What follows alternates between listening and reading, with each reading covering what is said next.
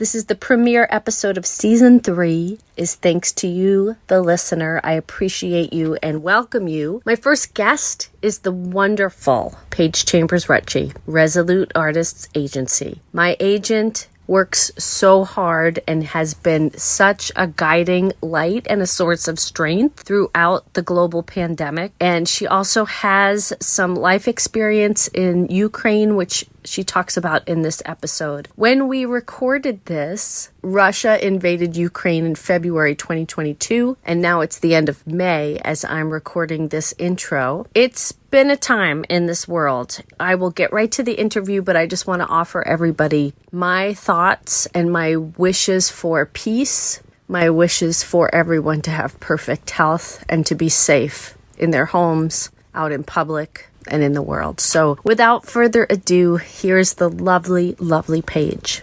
Welcome, everybody, to the Showgirl Tip of the Day podcast. And today is a special day. I'm here with Paige Chambers Rutsche, an agent, fabulous entertainer, performer in her own right. Welcome, Paige. Michelle, thank you. That was way too kind of an introduction. I appreciate it so much. I'm so glad to be here with you. So you are based in Atlanta. I am. Yes. I actually grew up here. I'm north of Atlanta, so in the suburbs, but I actually grew up training at my mom's performing arts school that she started in 1980 and have a good affinity for Atlanta. Went away to work for a couple decades and am now back in Atlanta. When did you first hit the Broadway stage in New York? And I know you're one of Susan Stroman's beautiful leggy showgirls. So do you want to tell that story before we get into what you're doing now? Oh, Michelle, thank you. Honestly, I still can't believe really that it happened. It is an outlier story. I never want to put anything on anyone as their path. Everyone is on such a varied path and it goes up and down and so many windy roads. So I tell this story with the utmost of being humble and graciousness. But actually I was training very intensely as a kid and loved it and didn't want to do anything else. So that was really the bulk of my passion. And I was very lucky to be able to explore that. First love was a dancer. Second love was an actor. Third love was a singer. And yes, I am about 5'11", as you said. And at the time I was training heavily in ballet. And my mom very graciously and my parents were able to bring me up to New York starting about age 9. And so I was focusing more on ballet intensives. Well, at some point, and I was going to Joffrey and I was going to a lot of scholarship trainee programs. They said, well, you're 5'11", and, this is like 1990. Unless you're a prima, which is going to be very, maybe impossible, your world in ballet is limited. So in one way, I think that my dreams were a little bit bashed, but on the other hand, I'm glad that they sat me down and really said that. So I was sneaking off to Broadway Dance Center anyway and going up to take multiple classes after I did 8 hours of ballet. So I'm very grateful for that foundation. I'm very grateful for that world that I was able to be a part of, because I think that technique and that foundation, that discipline really got me through a lot. But kind of circling back, so I started focusing a little bit more on trying to figure out if I could get to Broadway, if I could get to a show. Now, I was still in high school. So at the time I performed, and one of the performers in Crazy for You saw me performing and came up to my mom after I was performing and said, hey, I'm in the show called Crazy for You. It's a very tall, leggy show. And remember, this was prior to the internet, and I hate to say that, but it was, my mom had said, oh, well, thank you so much. She's still in high school. We so appreciate you, kind of reaching out to us. I went back home and I went back to school and it kind of course, ignited me. Well, my mom kind of stayed in touch with him, and the casting director, Barbara Kavarnia, who was phenomenal, ended up calling my mom a few weeks later and said, hey, we have someone that's possibly leaving the show. Could you fly up to New York with your daughter and audition? And this was just a dream of a lifetime. I mean, to go in and audition. So it was for the national tour. That didn't work out at that point. It was actually going to Germany. So it was, they offered some of the Broadway cast or some of the tour, some people, I don't think it had gone on tour yet. Maybe it had at that point, but I was lucky enough to be offered a spot. And lo and behold, whose spot I was able to take was Angie Schwar, who became just a mentor of mine for decades. And we're still close today. So I went up and I saw all these Broadway icons at the audition, and I don't remember exactly. I do know from a picture that my mom took that I had Tweety Bird earrings on, not for the audition, but I was sitting outside on the couch and I had this blue leotard and I had little Tweety Bird earrings. I had my, outfit on. And then I took my earrings out, of course, before I went into dance. And I just was looking around at just Broadway's greatest and being 17. And I was just, oh my goodness, I was in awe. Well, the day kept going on and I kept making it further and further through the cuts. And Chris Peterson and everyone was there.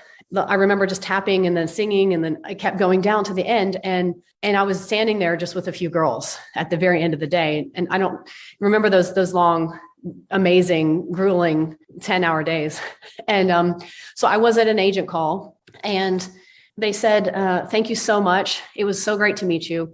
And I packed up my things and left. It's crazy to tell this next part, but basically my dad and we were on the plane going back, and remember when they had the phones in the actual seat in front of you? I do.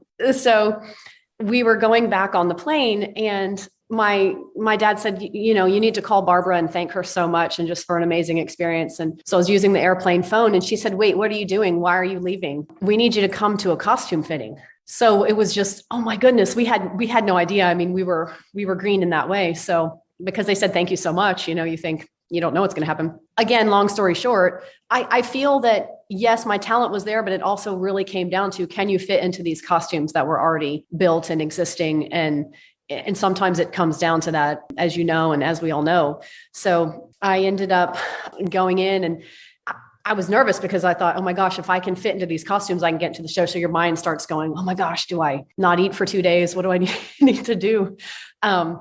Which isn't healthy, but we go there naturally. And so I ended up getting it, and it went to Germany. So I ended up graduating from high school in Berlin, and Jeff Shade and just all these amazing Stephen Reed and all these just amazing Broadway icons threw me a high school graduation party. They even did a diploma for me with my actual class mascot on there. They calligraphied.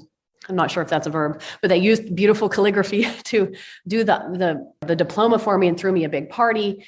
And so it was just from Lawrenceville, Georgia, as a high school senior, and just launched out within just a very short amount of time. So just experience of a lifetime, really, to have your first experience with Susan Stroman, and then graciously she continued to hire me for over a decade. But that was just, when I still think about it, I don't believe that it really happened. It's just kind of surreal. I love this story. That wonderful feeling when you're standing there and you've danced and sung for hours, but yet you're the last woman standing almost. And you're like, I think I got this. There's no better feeling. I love when you get the call and they say, we'd like to offer you this. Such a beautiful feeling. Susan Stroman kept using you. I want to point that out to the listeners because I have a lot of young performers on this podcast who are learning things, and being a good cast member is so important. And clearly you were. There came a point for you though. And was it during the producers that you decided to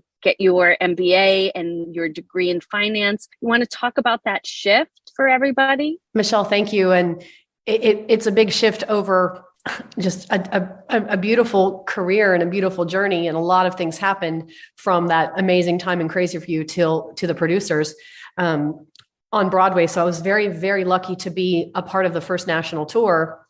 And then I was a part of the Los Angeles cast. And we also did San Francisco. So we had Martin Short and Jason Alexander and just some amazing legends in their own right, and performers and people. And I had just signed a lease in LA for my apartment. I had purchased a car, a little convertible, and we were going to be sitting down in LA for a long time. Well, I remember I was at a gas station on Sunset Boulevard, and I get a call from my agent back in New York. And she said, Susan and Mel want to bring you into the Broadway cast. And I just was like, oh my gosh, and I said to her, I said, this is just the timing, isn't it? It's kismet sometimes, because you'll book a vacation and you'll be dry. You won't have an audition for 6 weeks. You book a vacation and then you're getting 6 self-tapes right now. Like you're just trying to tape everything. But it was literally that. And I called my mom. I remember I was pumping my gas, just shaking, going, oh my gosh. Because also I was a third understudy to Ula when I was out there. So there were a couple of people ahead of me in line. And so I thought, oh my gosh, they're bringing Nathan and Matthew back to Broadway. And maybe I'll be able to go on for Ula one day, or I'll be an Ula understudy. I'll be hopefully work my way into being able to perform. So it just was, they say the phone call that changes your life, but they do. I mean, and I'm so honored to be able to give those calls today. So I was able to quickly move. And, one thing that was so incredible, but also so crushing was that I didn't get asked to do my track that I was doing out there. So when I went back and I had to face like my good friend, that it was her track that they asked me to do to go back to New York. And so, I think a lot of us may have been in that position before where it actually had happened to me in another show, but I just felt crushed on one hand because I'm looking at my friend and she's going, oh my goodness, she didn't get asked to go. I think that also maybe being an Ula understudy may have helped me in that case. So basically what they did was they took one of the girls from the Broadway show and they brought her out into that cast into LA. And I don't know how it all happened. It's sometimes magical and horrible at the same time. I don't know what went down, but I was able to get in. My agent just fought for me so hard because I had just outlaid all this money, to live in LA. It was truly phenomenal to go back into a world that had been established. And, I say this again with grace, but one of the biggest shows in the history of Broadway and, winning more Tonys than Hamilton, nothing comparing it to Hamilton. I'm just saying that to go into that fervor was amazing. And it was an amazing experience. It was an amazing show. I feel like the cast really was a phenomenal cast. And I'm still in touch with many of the people today. It just was kind of a historic moment, I think, to be a part of that. And I did get to go on once for Ula with Nathan and Matthew. So I did get to go on, but kind of shifting into your question was, being so grateful to have been starting to work at age 17, I turned 18, but 17 until that point, I really truly felt like I wasn't fully whole. I felt something was missing. And, to everyone out there that's listening, I do say this again with the utmost of being gracious and humble, because you're in the biggest hit show on Broadway and you still might not be happy in a sense of the fulfillment, the deep fulfillment that you might be looking for in life. You can have hundreds of millions of dollars and people say that, and people say, oh, well, you can be an NBA champion or whatever it could be, an Olympian. And it doesn't have to be these grandiose achievements, but wherever you are in life, I think can shift. And it really shifted in me there. So I remember just saying to myself, if I'm not happy in the biggest show in the history of Broadway, and again, I say that with laughing, not in an egotistical way, then I need to make a big life change. And I don't know if I'm the only person that's ever left the show willingly, like gave a notice and left. I'm not sure. I wasn't trying to have that happen. But what really was the straw that broke the camel's back for me was I booked a national commercial, and it was a very large amount of money. And it was a Canadian film crew. And they said, well, we'll shoot on Monday since that's your day off, but we might need a second day on Tuesday. Could you take a personal day? So when I went in to management, I told them what I did. I told them what happened. And I said, could I please have this Tuesday off? I was the third understudy. I didn't think I would be going on. And Katie Huffman never missed a show. And Angie Schwar, they were just absolute dreams to work with and extremely consistent. Solid. Yes, rock solid. I remember going in and, management, I'm still close with them today. They were so kind and so incredible, but they wouldn't approve the Tuesday off. And so, we look back at decisions that we make in life. I'm proud that I was honest. I'm proud that I did tell them, but something kind of snapped inside me. I went to get ready, and I remember sitting there and management announced, it's half hour. Can't wait to see so-and-so tonight on Law and Order. And I just went, okay. Something to me just kind of jerked me. So I went down to Matthew Broderick's dressing room and I said, hey, I'm going to leave the show. And he was like, what? I said, I'm going to write out my notice right now. I need to think about it for a couple of days, but I just can't do this anymore. And he just was like, oh my gosh, he could not believe it. So I didn't kind of know what would be next, but he ended up kind of taking over my fish tank. And I think my fish tank stayed in his dressing room with the producers for a while, but it was not anything personal against anyone at the team. I hope that Stro today knows, and I think she does. I've seen her after I got asked to come back to the show a few times after I left, and I actually moved to LA. I got asked to be in other shows of hers, and it didn't work out. I ended up booking the producer's movie, but they called me in they were building costumes and everything. And I was living out in LA, and I booked another commercial that was very big. My agents at the time, I had to pull out of the movie. I went through rehearsals and did all that, but I had to pull out of the movie. And so fast forward to years later, probably, I don't remember exactly what year, but it was when Stro had another beautiful show, a very small show in New York. And I went back and I saw her and I just hugged her so hard and I cried. I think it was, hopefully, of course, being grateful, thanking her for everything. But I think she understood where I was coming from. I hope not too many words were spoken, but the embrace that she gave me, and we both teared up, and I really let everything out. I was crying very badly. Her show was also amazing and emotional, but that was kind of the full story. And, I left the business and wanted to go to college. So it was a very big kind of, I would say, death and grieving. And because even though I chose to leave, they did let me go on for ULA before I left. So I got to go on with Nathan and Matthew once, which was, again, I think just the greatest gift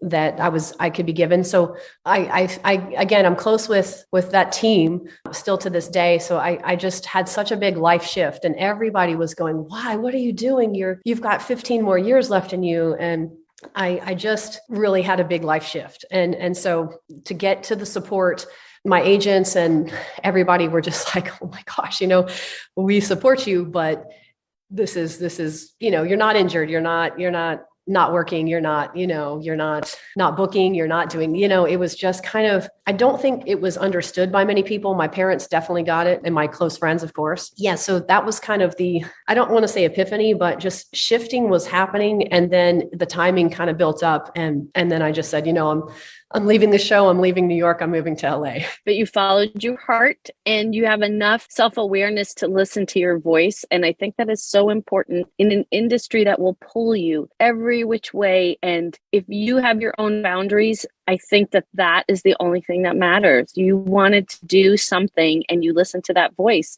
It's easy to take that paycheck.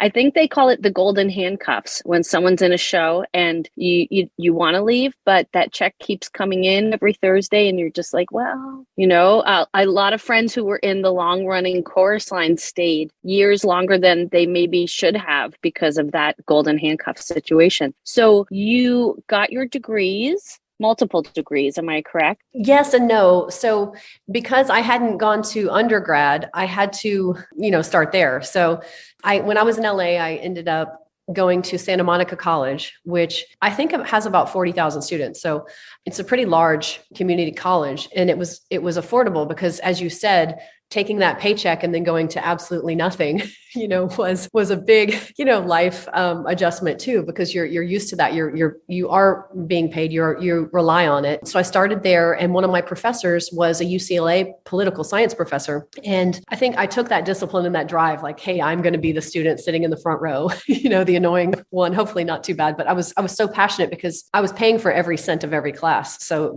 it meant a lot. I felt like I was risking a lot too, as well. He was a UCLA professor, so I applied there and got in. And he said, look, what are your goals? And I said, well, I want to work for X law firm. And sadly to say this now, but I was obsessed with it. And I had a file cabinet, and I would look at every single associate and how they got to partner and where they went to school and where they went to law school. And I know it sounds a little bit sad today to say this, but they all were Ivy League. They all were that I saw the partners at these top firms. And so I said to him, look, I need to transfer back to the East Coast. I want to go to an Ivy League school. So I applied to 28 schools. And I know I'm cringing. I'm absolutely cringing right now saying this, and also needed a lot of money because here I am coming from one career to another. This is going to be a huge undertaking. And as you guys know, it's almost $300,000 to do an Ivy League undergrad education. It's insane. I'm sorry to say that, but it's just, I'm a product of that, but I needed a very big scholarship to go. So I applied everywhere from every school you can imagine, had my huge file cabinet. And I got in almost everywhere, I think, surprisingly enough. But my essay started with the first time I kissed Matthew Broderick, this many eyes were on me and I was at the St. James. So I went through my kind of story, but I ended up at Penn and Wharton because I thought maybe corporate finance and mergers and acquisitions is where I wanted to go. So I kind of went from one pressure cooker to another, from the pressures of Broadway, the pressures of, that, to a pressure cooker of the academians who are there studying. And there were definitely people there that were absolutely having a blast and not studying. So it's not this utopia of everyone sitting in these 300-year-old desks, sitting there. But I was that person walking down the street, like Ben Franklin founded the school. I was so excited. It was like watching one of those comedies where you see Jack Black or somebody go back to school without the partying part. So I was much older. When I would walk into a classroom, people said, "Oh, professor, hi." And I'm a student, I was able to teach at Drexel and Temple. So I was able to teach musical theater, which was amazing, while I also was a student. So I kept studying because I had to start I had my Santa Monica and my UCLA credits. Some of them transferred. So I started from kind of ground zero. I shifted again while I was there because it just, to be honest, I met who is now my husband, who was living in Atlanta. And you have these kind of conversations where you're just going, what kind of life do we want? How much more am I going to drive, just keep going? Am I going to implode basically? Because I kept thinking, okay, here's this path, here's this law school, blah, blah, blah, blah, blah, okay, I'm going to move to Switzerland. I'm going to do this. I'm going to do this. And it's like, wow, when does family come into it? If that's something that was a goal of mine. So Marcus also has Swiss citizenship, my husband. So basically I was working and got the call to go and start working in the UN. That was my main goal. And I said, no. I finally stopped myself to go, okay. I was able to go work for the late Senator Specter in DC. I was an intern there. That was incredible. So we had kind of an honors program where I went down to DC, lived there, studied, just like an internship program that, most people were 18 to 22. And I was older than the chief of staff at the time. So I got to see Washington and kind of work there. I couldn't stomach it, to be honest. I thought I could. I went there this is so great. This is, I sat in those stimulus hearings and I kept thinking that I could possibly see myself in Washington, but it didn't work out in the sense of that I could do it. So I go back to school, I graduate. So I ended up with a BA. I have a BA in political science where I concentrated in economics and philosophy and then Middle Eastern studies. That's kind of the thing. I took a few law classes, but I didn't finish the law part of the degree. So that kind of, I just said, okay, let me finish this degree. I did go ahead and get a certificate in finance from Cornell, but it was online. So I was able to do that. I wasn't able to go up to the campus and really enjoyed that. So I think just a lot of transition was happening. A lot of change was happening. I was trying to find my way and kind of figure out where and what I needed to be. And, I didn't have those experiences going to college as someone would when they're possibly 18 to 22. And that's not the only way, but when I was 17, I was around 30-year-olds and crazy for you. When I was 30, I was around 18-year-olds at school. So it was kind of this That's the flip-flop. Yeah. Yeah, exactly. So I want to talk to you briefly. You spent some time in the Ukraine, and I just wanted to get your opinion about, as we're recording this, Ukraine has been invaded by Russia and there's an ongoing war happening. I just wanted to get your thoughts. I want you to talk to us a little bit about your time there, because I remember you posted these most beautiful photos of a beautiful place. And I said to myself, oh, I got to get there at some point because it was like a fairy tale, so stunningly gorgeous. What are your thoughts right now?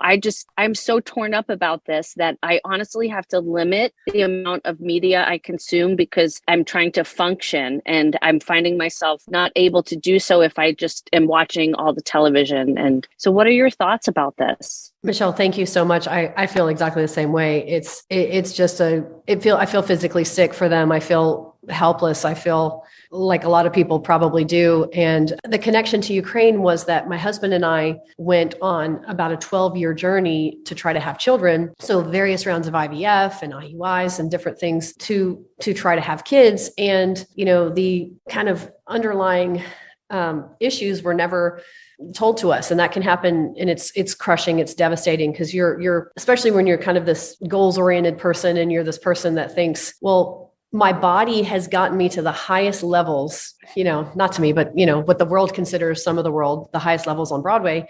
But now it's letting me down in the most basic function of having a child. And so, I went through just like hating myself and, through that point, and just not forgiving myself and just not understanding how can a 13-year-old girl or, however else have a child. And, I was doing 8 shows a week on Broadway. I was a rockette, those kind of things. And it's not related.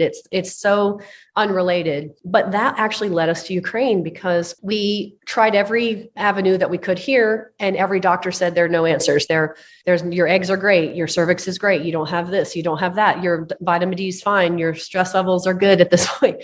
And so anyone that's going through something that's unexplained, you have to live in it and sit in it. And then at some point, stop feeling sorry for myself. I had to, and go, okay, what are we going to do? How bad do I want to be a mother? So we traveled the 6,000 miles over there, and the word surrogate had never really crossed my mind. And I never knew anything about surrogacy. I never knew, except for incredible women were paid to do this. But I really had only heard about it with maybe celebrities doing it. And I hate to say that in that way because I don't know what the celebrity was going through, but that's kind of my knowledge of it. Well, it happened and I lost our last baby in November. December 14th, we were flying over there in 2017 to check it out, to check out some agencies and things like that.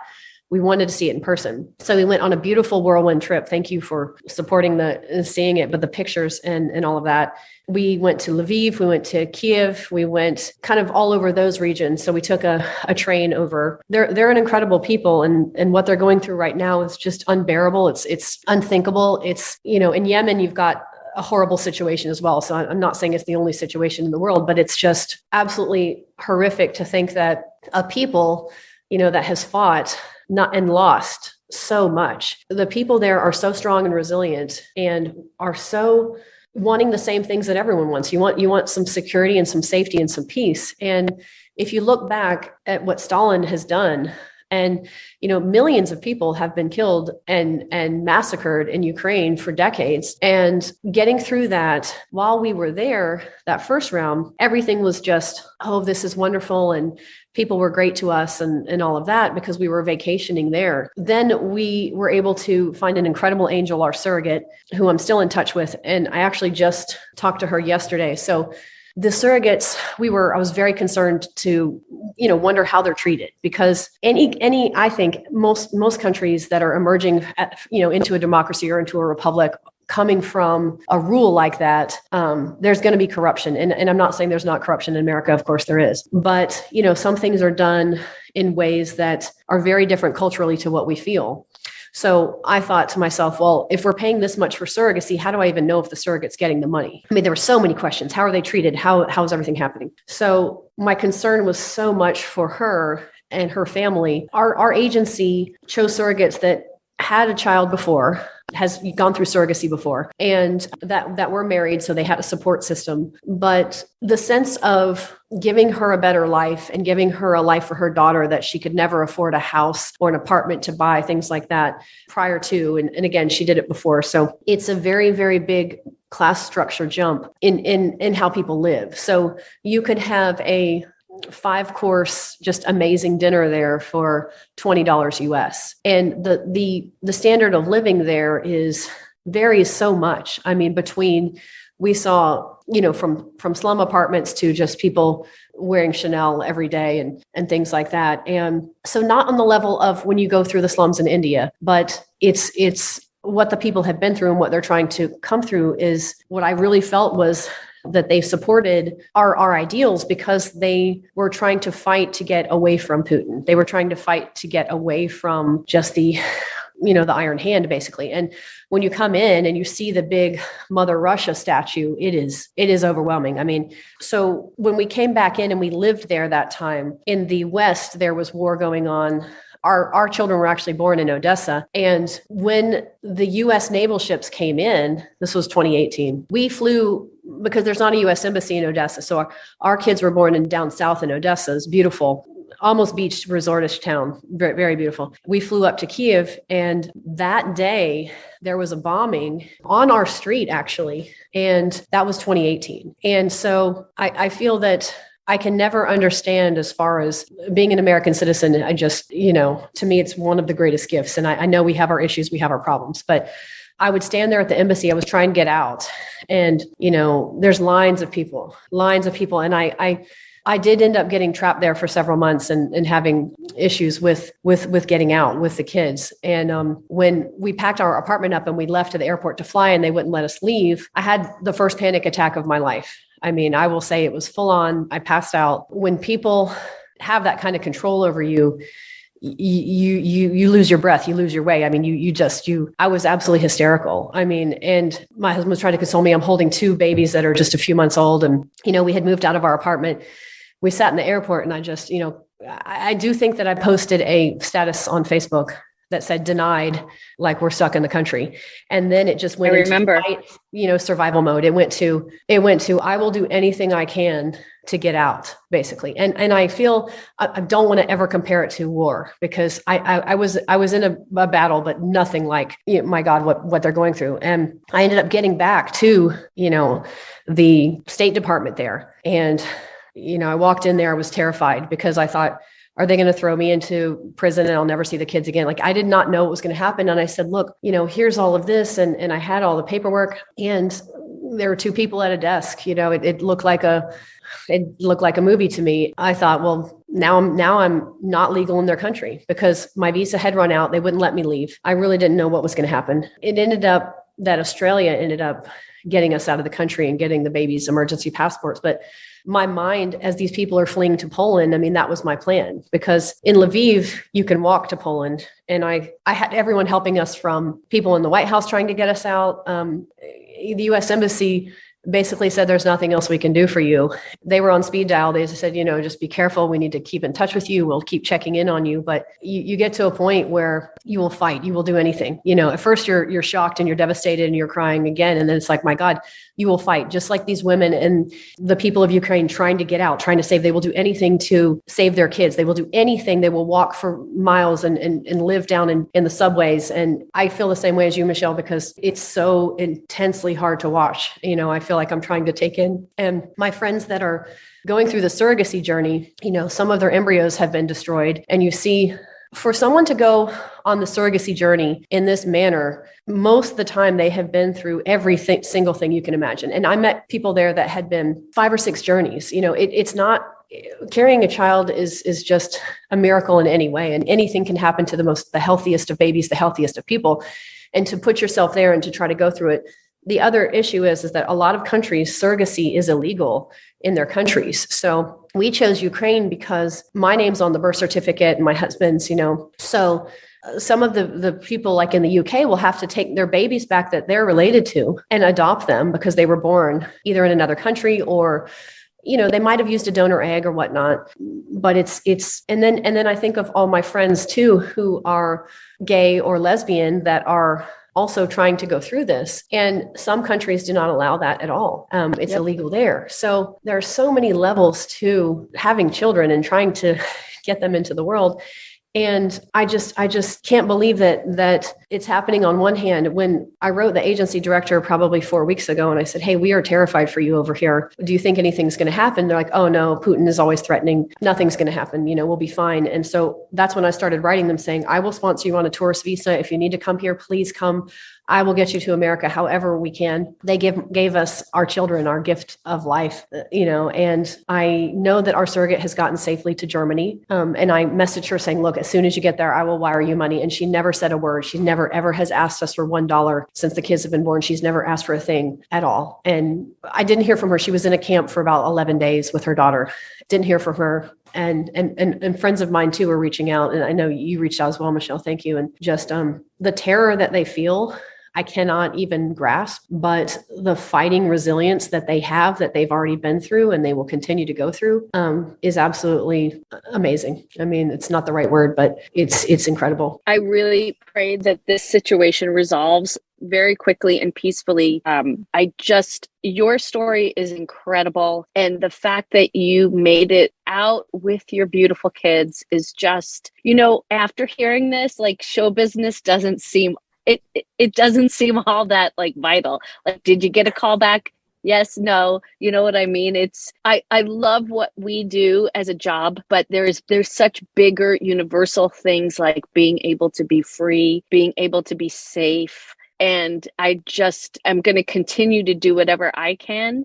It might be small, but little actions can add up if we all kind of band together and just keep fighting and keep trying. And I pray for everybody. And I do believe that prayers have some strength and weight to them. So, this is I wanted to talk to you about it because you have been there and you know personally these beautiful souls and these beautiful people that do not deserve to have their homes destroyed and do not deserve to, they're having to resort to taking up arms and making Molotov cocktails. Like, come on, that's whoever thought that you'd be like having to resort to that. But one of the things I love about you is that you're a mother, but you're just such a mother to everybody that you work with. I have never felt so supported in my career. And when I had that audition for you and I walked in the room and I sang for you,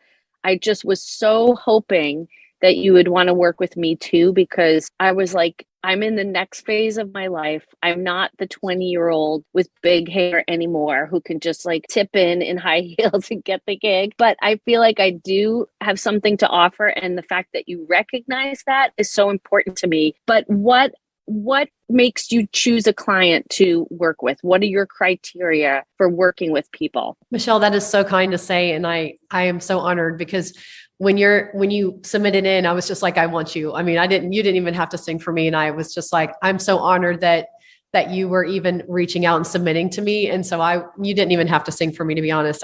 You could have walked in and I would have been like, I want to sign you because of your reputation and who you are. I think, at this level, everyone's talented and everyone has an essence. So I think that we are so lucky to be in an industry that anyone in any age can be hired. There is not oh, you're 80, you can't do this. Oh, you're 15, you can't do this. Oh, you absolutely can. So, for everyone that's listening, you said you had some young people as well.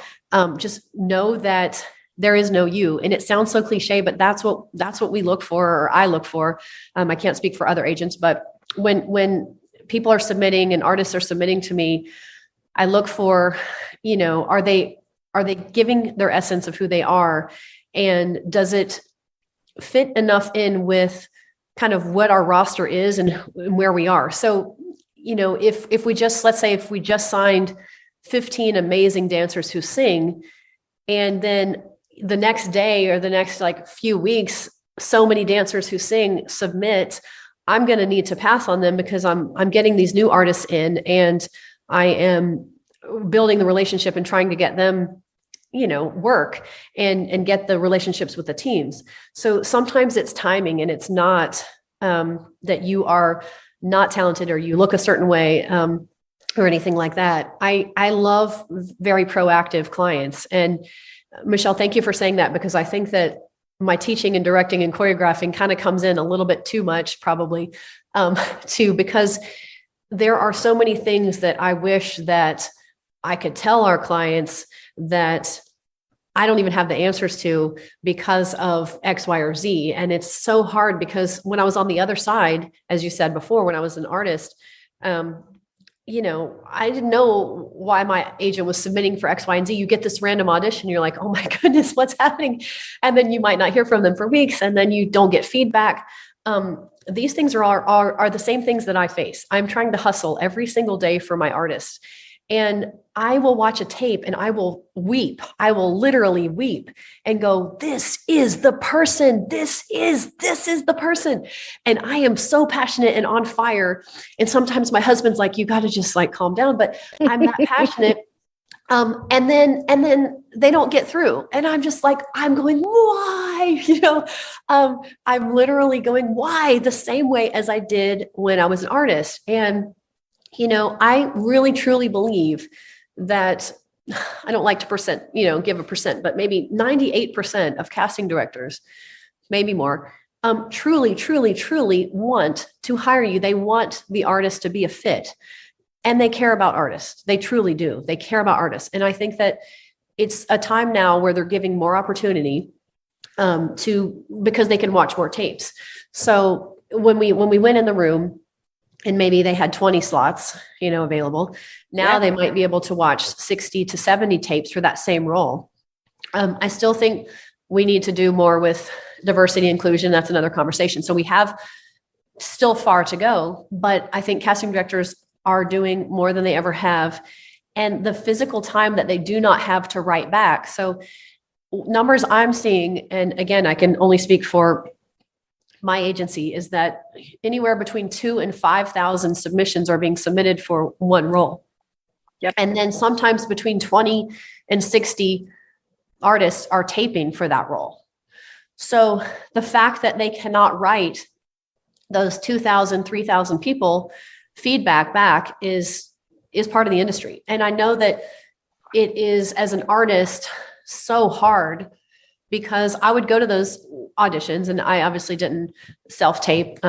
It just wasn't a thing in my time, but I would go to those 10, 12-hour auditions day after day and keep going back and keep going back and keep going back. But the feedback is those teams are bringing you back. Those teams are, when they bring you back again, that's feedback, and I always write congratulations because when you get an appointment, because that's why cutting down and getting down to those artists that they actually want to tape. I'm always like, this is a win. This is a huge win. And I think, agree. I want those to be celebrated. I think we are so hard on ourselves as artists, and living that full life. So whatever stage you're in, I don't call it, a second act artist or a first act artist. You are an artist, period, because you say you're an artist. And I think that whatever you're doing in life is going to just fuel you and ignite you. But the clients that I really, really love to work with are those, of course, that are, have just something that I just feel so passionate about, but ones that also are open enough to feedback. And I think that can also be feedback, so I personally watch every single tape that goes in. I might watch 65 tapes in a day, and I love it. I mean, I don't do it to control. I do it because I think that I see growth in artists, and I'm like, oh my gosh, I didn't know that, you had this facet of you. And I did, because I submitted you for that part, but then you brought something else to it that just blows me away. The thing that I think, if I could say in a way with love, is that, understanding the business of acting, I wish that, more artists would, not that they're not taking time to do it, but that they would, focus on that a little bit more at a certain level. Again, the relationships you have with teams, as you said, working with someone on set for 16 hours a day and doing 8 shows a week in a Broadway show, it's a family, it's a world. And taking all of that into consideration, that, when you land, just the industry owes you nothing. And, I've known Tony Award winners that the very next day, they're just like, okay, I'm fully out of work. I need, no one's seeing me. I can't get in the room. So that's the harsh reality of the business. But I will always support my artists with a vengeance as far as trying to get them the best deal, and go, hey, you know what? I'm in your corner. I will support you if you decline that audition. I will support you if you want to pass on this project. If the material isn't appropriate for you, everyone has a threshold. Say no. I don't want, back in when I was working, I didn't want to let my agents down. I don't know if I turned down an audition. I felt, not from my agents, but it was almost like a power struggle. And I felt kind of scared to call them, or I felt scared to decline. I felt, again, this was nothing that my agents put on me. I felt, oh my gosh, I can't even write in. I've never seen a talent report, those kind of things. And so I tried to give that to my artists, but unfortunately, I'm only one person with an assistant and an intern. So, and they're amazing, but I wish that I could counsel everyone and say, not that you're needing advice, but just say, hey, I always will write an email, with feedback, but I wish that I had more time to split myself. And really, when we started out, I was able to have those a lot more private one-on-one. Mainly the phone calls that I'm making to artists are, hey, you booked it kind of calls. But I feel like I try not to get those lost in emails. And I really hopefully it comes across an email that I'm really, supportive of our artists and trying to get them in. But it's a fine line. And the other thing is, I think everybody needs something different. And I know I'm not a right fit for everyone. Whenever I interview a client now, I just say, look, this is my style. This is what I expect. And I hope you're sending me biweekly updates. I hope you're coming to all our Zoom agency calls that we have. I'm not going to finger point and parent someone. Everyone's a professional, but our most successful clients and people that have longevity are, doing those things. So my style is not right for everyone, not a right fit. And you need to be with the agent that really not only feels passionate about you, but actually gets you in the room for projects that you're passionate about. And if it's not a fit, to me, I will wish you the very best in life. And it's not about, a personal relationship in a sense, which I do have personal relationships. It's about, you have got to fulfill what you want to fulfill. And if it's not a good fit, then I truly, truly wish you find the best fit for you and what you need. And that can happen in stages too. Sometimes, I don't personally believe that, you have an agent necessarily, and you just have this relationship and you stay with them forever. You have stages of life where you need different things through different agents. And I know I had that as well. And I think the best agents will also understand that and support your moves and just be like, this is so great that you got into, this one, or a three-letter agency that is just so, I support artists, and wherever that is, if it's with me or not with me, I will still support you 1000%. I wrote an artist that used to be with me, and she just got into a big Broadway show. And I wrote her an email yesterday and she said, I'm so proud of you. Congratulations. And she wrote back, oh my gosh, that's so nice. And we don't work together anymore, but I fully support her. I fully support her as an artist and what she's going to continue to do. That's wonderful. I think we're all in this together, and that's what makes it fun. And it's challenging. Hopefully what we do can inspire other people. Just the stories that we tell, the, working in many of the mediums, live theater, TV, film, we can make life better. That's my goal, is to just touch people in a way that things get better. Michelle, you're so right in seeing it. Builds empathy, and we put ourselves in other shoes, and seeing the director's vision and the artist bring it to life. I think there's absolutely nothing like it. And you said it, like the human condition, there's always another layer. We are so complex, and I just love it.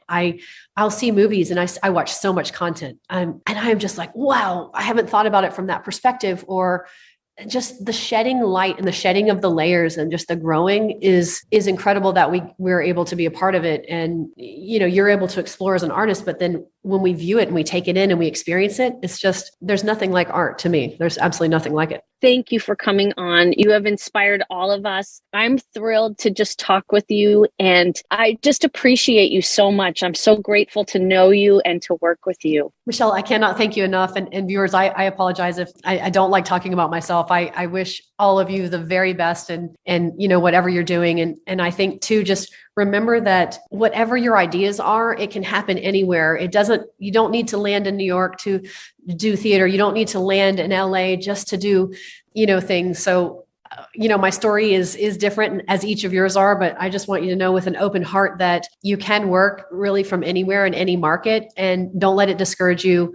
There are many, many ways of finding, what we could call success in this industry. So just keep going, keep growing, keep training. Wish everybody the very, very best. Michelle, thank you so much for having me. It was such an honor.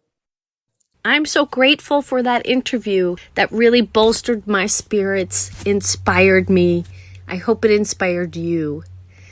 Next week, we will have another episode. I hope you'll tune in. And if you are liking this podcast, please tell 2 friends about it and ask them to listen. And if you could, please leave a nice review on iTunes. That really helps this podcast. And I have some exciting news coming up. I'm headed to Portugal to work, and I will tell you all about that in a future episode. Bye, and thanks. The Showgirl Tip of the Day podcast has original music composed by Joshua Holloway. Find him on YouTube, Joshua Holloway Music. This podcast is written by Michelle Bruckner and edited by Michelle Bruckner and Joshua Holloway. Find me on Instagram, Showgirl Tip of Day. Thanks for listening. We'll see you again next week with a new episode.